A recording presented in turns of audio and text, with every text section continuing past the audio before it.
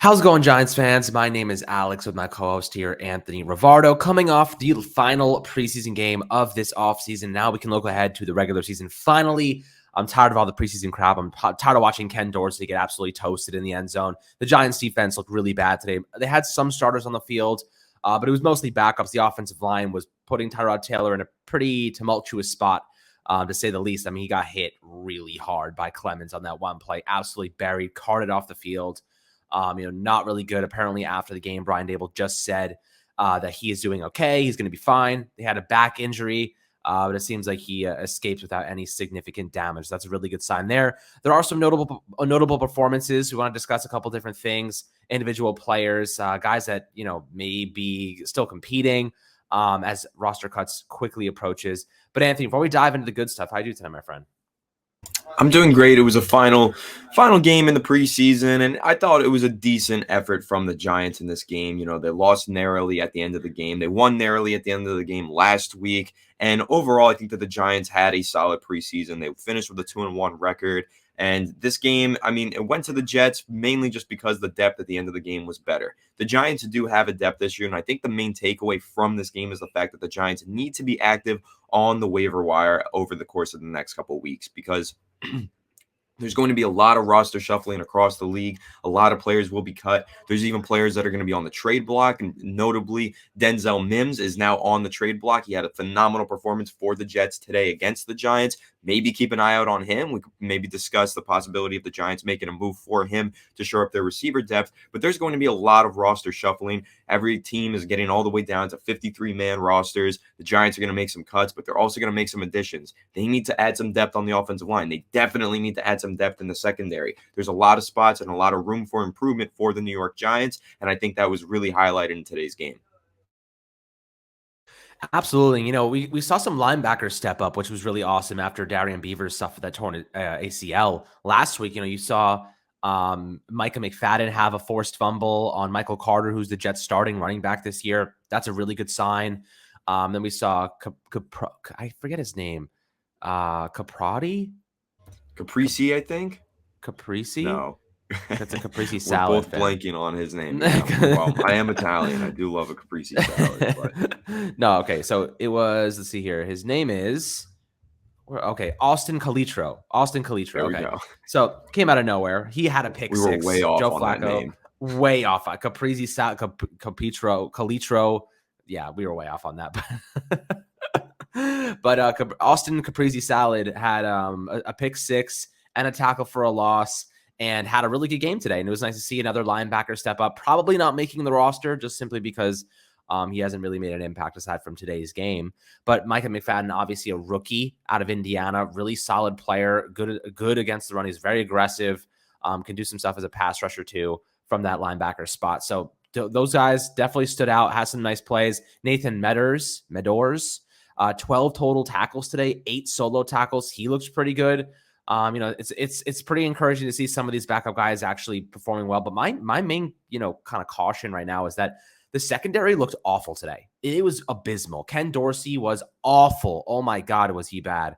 The entire, Cordell Flott was missing some tackles. Like, if the Giants have an injury, if Adoree Jackson misses any time, if Aaron Robinson, who also is not looking altogether that great this preseason, they're in deep shit, guys. This secondary is, like, aside from Xavier McKinney, and you have Julian Love at strong safety, you're looking at a very thin group right now. I don't know who steps up. They have to be claiming guys. They have to be looking at free agents, because if they're going into the season with this group right now, I am terrified. They're not going to hold up. There is going to be an injury at some point, knock on wood, of course. But like, if it does happen, there's no one back there. There's no one behind these guys to step in and actually play. The depth on this team at most positions is very minimal. The offensive line, there's nobody behind those starters. The tackle position, there's nobody behind Neal and Thomas. Guard, there's nobody back there. A lot of them are injured right now. John Feliciano, we don't even know what he is as a center right now. Behind him, like Ben Bredesen, it's just a shit show.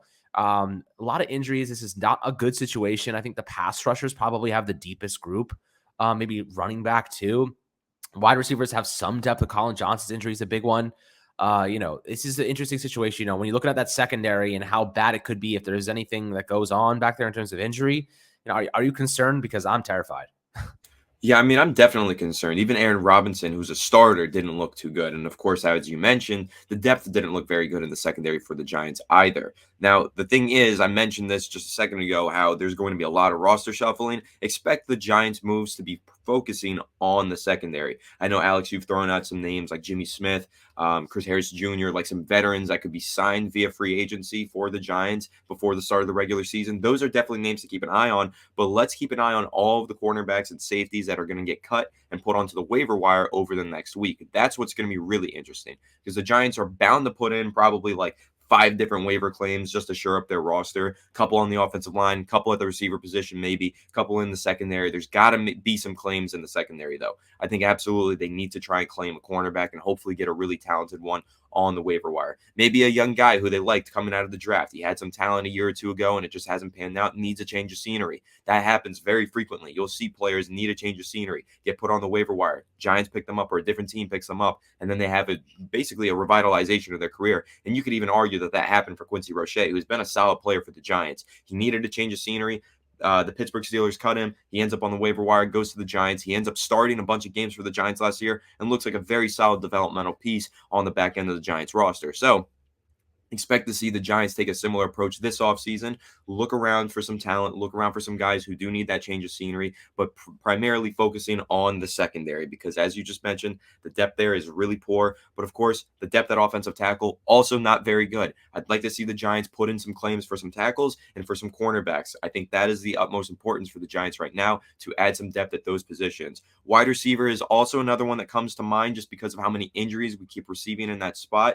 I think that the Giants receiving depth is really solid when healthy, but we just lost Colin Johnson. Alex Bachman was a little hobbled during practice this week. David Sills has suffered injuries in the past as well. And we know that Kadarius Toney, Kenny Golladay, and Sterling Shepard are all injury-prone receivers. So I'm personally concerned about the depth at wide receiver and think that it would be wise for the Giants to maybe try go ahead, maybe even trade for Denzel Mims, as I mentioned, or just put a claim in for a low-end wide receiver who can be a solid backup for the Giants. But right now, I think there's a lot of work to do on this roster before we head into the regular season. And I think that over the next 2 weeks, it's going to be super interesting to see how Joe Schoen handles this roster shuffle.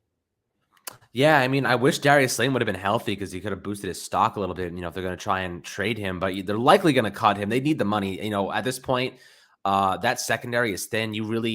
I'm looking at Jimmy Smith and saying this guy can come in immediately right off the bat and know the entire defense, right? Like when you're missing all of preseason and everything and you got to come and make an impact and play snaps, Jimmy Smith already knows this defense. He spent like 10 years with Wink Martindale in Baltimore. So this is a guy who's, I think, 34 years old now. He's a little bit older, but at the same time, you can't really replicate that type of knowledge in the system. So I think that if they're going to translate any of that money from Slayton, if they do end up cutting him, it definitely should go to a guy like Jimmy Smith, in my opinion. But, there are other players on the market that could make sense for this team. And I'm sure the Giants are going to claim a couple that shake loose from other teams. Because right now, Hand looked awful today. Dorsey, as I said before, awful. Cordell Flott did not look ready to make an impact at the NFL level. Like this, it's going to take time, right? We just need time for development. Some of them were dealing with injury too. Luckily, Dane Belton, strong safety, is going to be making a return. Hopefully, shortly broke his clavicle a couple of weeks ago at the beginning of training camp, but seems like he's making a good recovery and should be ready toward the earlier portion of the regular season. But there were some standout performances in this loss today against the Jets. Notably, Austin Allen, tight end out of Nebraska, undrafted free agent, 4 receptions, 40 yards, and a touchdown today. Caught all of his targets. He looks really good. So that was pretty solid. I liked his performance. 6'9", 255-pound guy. He can go up and get it. Pretty solid, option for the Giants if they need any tight end support, which is another spot, by the way, that absolutely has no freaking depth because Daniel Bellinger suffered a concussion today. So, hopefully he's okay. He's doing all right and he's back for week 1 against, the Tennessee Titans here. But, the tight end position, definitely another one that I would expect the Giants to be claiming some guys off of the waiver wire. Another player I really like, Jashawn Corbin, running back. He had a touchdown today, 23 yards on the ground, also picked up 33 yards on 5 receptions, caught all of his receptions for a long of 20. Honestly, is there a world where Matt Breida does not make this team and Jashawn Corbin ends up making an impact? I don't think that's going to happen. But Corbin, this is a guy who's an undrafted free agent, looking really good. I think he's out of FSU, Florida State. So making an early impact, showing some good hands in the receiving game. I think that's definitely a standout for me. But was there anyone that caught your eye that was like, okay, this is a guy who might be able to contribute during the regular season? No, I really like that you mentioned Jayshon Corbin. I think that he's been a solid contributor throughout the preseason. This wasn't his first touchdown today. He scored, I believe it was last week as well, 2 rushing touchdowns on the preseason. And he is providing a little bit of a boost in the receiving game as well. As a receiver out of the backfield, he's been impressive. Now, he's not rushing for 100 yards per game or anything like that. In all honesty, if you look at the rushing stats for the Giants over the past couple of weeks, the rushing yardage total has not been too impressive, but I think it's just, gelling the new offensive scheme together, all that kind of stuff. But when Jayshon Corbin is out there, I have been impressed. I like the way he runs. I like the way he hits the holes, and I like his ability to pound into the end zone from, 5 yards out or shorter, right? I think he's got that ability to do that, and he can provide a little bit as a receiver out of the backfield. So I do think that both of those factors could help him make the team. Austin Allen, of course, you mentioned 4 receptions, 40 yards, 1 touchdown. Second leading receiver for the Giants was Daniel Bellinger, 3 receptions for 37 yards. Now, that's pretty interesting to me, out of 25-yard reception as well. And with Daniel Bellinger going out with this concussions sometimes mean you can play the very next week. Sometimes they mean you're out for 3 to 4 weeks, and concussions are really just luck of the draw, and they're a scary injury. Obviously, the scariest injury is a concussion in some regards, right? But with Daniel Bellinger being a rookie 4th-round pick, tight end, who's supposed to be the projected starter in week 1, I'm really hoping that the luck of the draw shows that this is only like a 1-week concussion, because he needs to practice, get ready for the start of the regular season. Thankfully, there is the bye week, right? The Giants played today. Next Sunday, they're off. The following Sunday, week 1 against the Titans. So he's got 2 weeks to recover. But Daniel Bellinger, the projected starter at tight end, little concerning to see him going out with a concussion injury, hoping that he's able to return real soon and make an impact by week 1. That would be great. But of course, kind of just talking about some players who didn't stand out for me. Richie James really stood out in the first preseason game. I thought that he looked phenomenal, and he looked really great all throughout training camp. He's kind of faltered over the last 2 weeks and kind of fallen back. So what we once thought was a lock to make the roster, now he might not be. Richie James, I don't know. I think that his roster status is in question, as is technically the status of Kenny Golladay. I know you just tweeted about this too, Alex.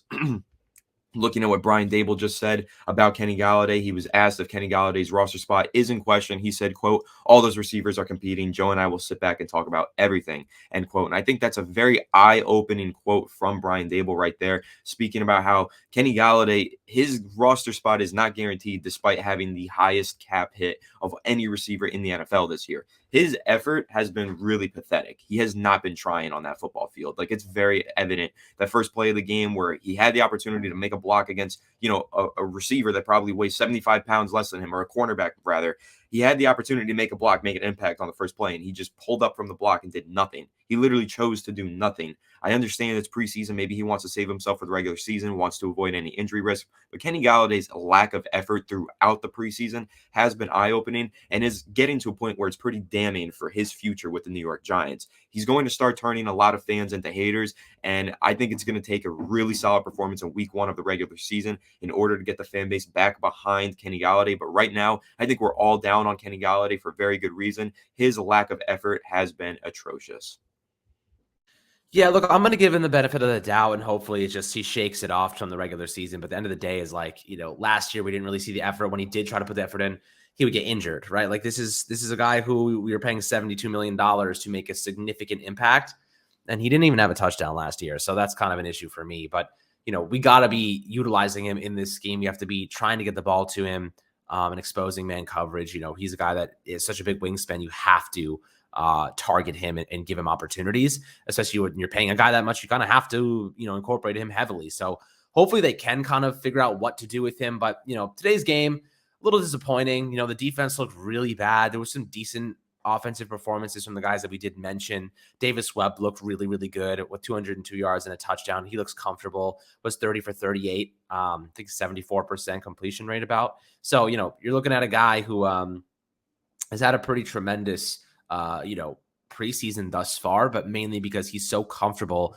in Brian Dable's system, because he's coming over from Buffalo to begin with. So, he's a guy that he'll be on the roster, him, Tyrod, and Daniel Jones, of course. But guys, regular season right around the bend. We're about 2 weeks out. I'm very excited for meaningful football, to see the starters go at it.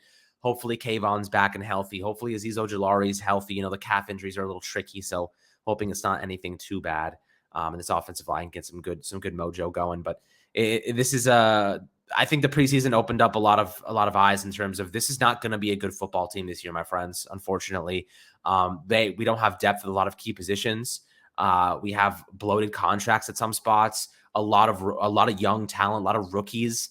A lot of our rookies got hurt already, so then you have guys that aren't even making an impact in that sense. It's just a tough situation. So I don't think we're going to be extremely competitive, but I think we're going to see a lot of positive growth, and that's all I want to see. I don't think this team's going to be a playoff team. I just think that they're going to show good positive growth, development with their young players, and then you go into the future with that in mind. So hopefully we can achieve that goal. It all comes to fruition in the next couple of years. But guys, hope you enjoyed this episode of Fireside Giants. Make sure to like and subscribe as always, and we'll catch you guys on the next one.